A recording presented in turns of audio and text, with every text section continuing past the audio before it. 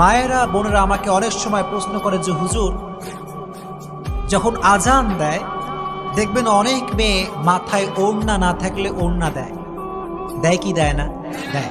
দেখবেন যখনই মাগরিবের আজান হয়ে যায় তখন দেখবেন অনেক মেয়েরা ওড়না নাই মাথার ভেতরে, আজান হওয়ার সঙ্গে সঙ্গে ওড়না দেয়, আজান হয়ে গেলে আবার খুলে ফেলে। আছে না নাই? এখন প্রশ্ন হচ্ছে এইটা, আজানের সময় যে মহিলারা মাথায় ওড়না দেয় এটা কতটুকু সঠিক এবং এটা কোরআন সুন্নাহ দ্বারা প্রমাণিত কিনা, এটা আমি উত্তর দিব। আপনারা সবাই শুনবেন তো ইনশাআল্লাহ? আজীবন মনে রাখবেন, এগুলো খুবই গুরুত্বপূর্ণ প্রশ্ন। একটা কথা অলওয়েজ মনে রাখবেন, পর্দা এবং হিজাব এটা হচ্ছে প্রকৃতপক্ষের একটা মেয়ের, এবং একটা মেয়ে কতটা কোয়ালিফাইড, একজন মেয়ে কতটা আদর্শবান এটা প্রমাণ করে তার হিজাব এবং বোরকা, ঠিক কিনা? এখন কথা হচ্ছে